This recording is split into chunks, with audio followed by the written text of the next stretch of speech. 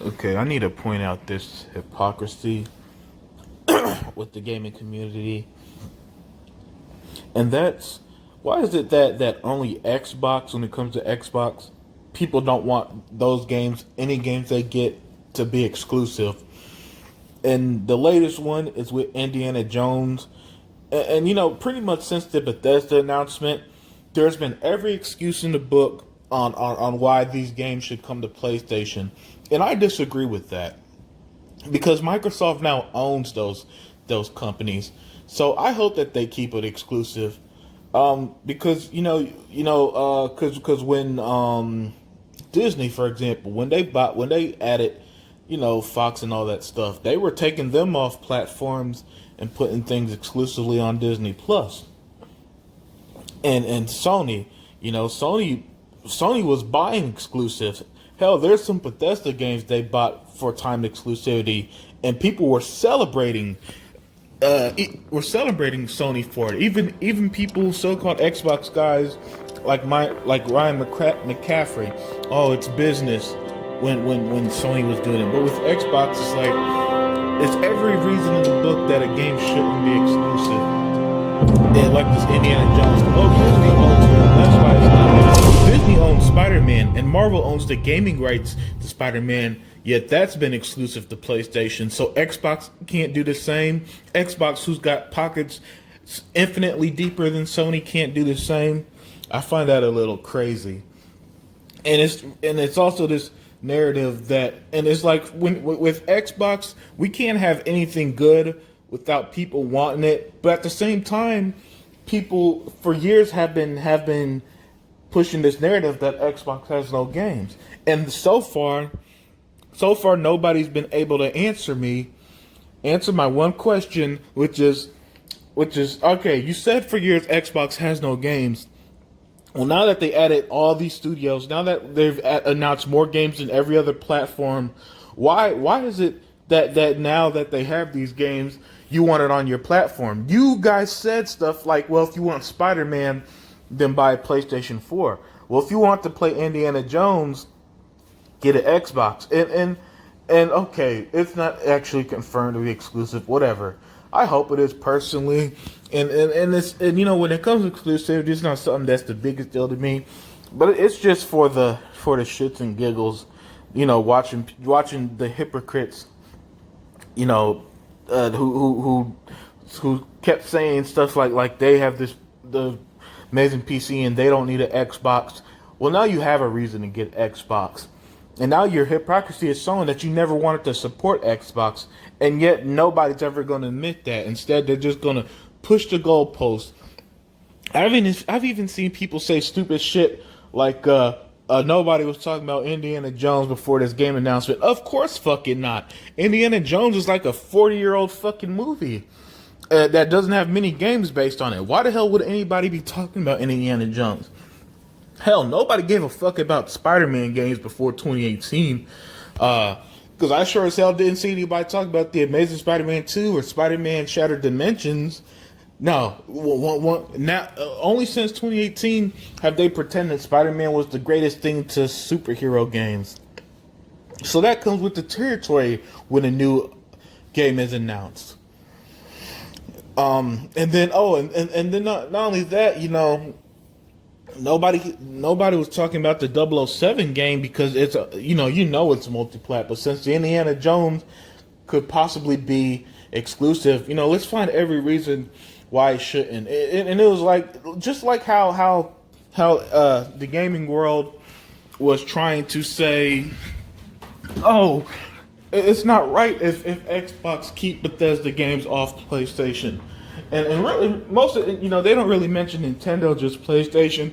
But I guess because Nintendo Switch, it can't run modern games anyway, so nobody's really realistically petitioning games to go to Switch, especially big budget games. Maybe that's it.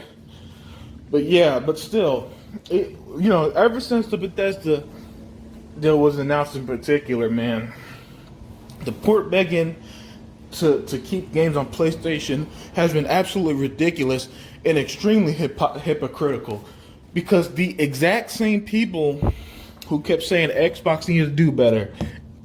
Xbox needs to add more studios. Xbox doesn't have games. Microsoft has literally addressed it, and now they instantly flip flop to some silly excuses.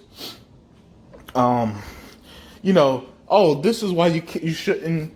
Phil never said it was exclusives, or Todd Howard said X, Y, Z. This is why it's not exclusive. Disney owns Indiana Jones. That's why it's not going to be exclusive. This, and that, and it's stuff like that pushes me to wanting these games to be exclusive. I hope the Elder Scrolls 6 never touched PlayStation 5. And it's more than just a time. I hope that it's a full exclusive. Screw that time bullshit. Sony did time bullshit because they couldn't afford it. If Sony couldn't afford, because Sony did shit like buy 2 years exclusive for these not multi-plat games. Well, I guess technically they are multi-plat. But for studios they don't own, right?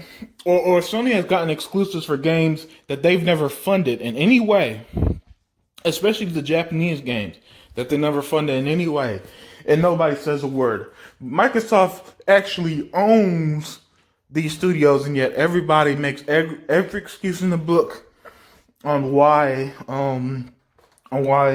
should they be multi-plat. And to me, and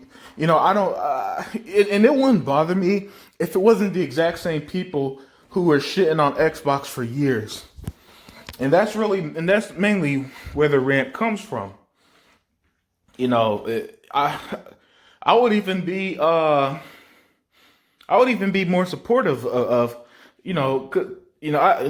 say it all the time. As long as the game is playable on Xbox, I'm happy because that's where I do all my gaming. But the part of me that kind of wants to see the world burn, that kind of wants to see these PlayStation fans not get these games, and I saw, for example, Tim Dog tweeted something in the lights of, Phil should throw Sony a bone. Phil should throw Sony a bone and put Indiana Jones on PlayStation. I'm like, why should Phil throw Sony a bone?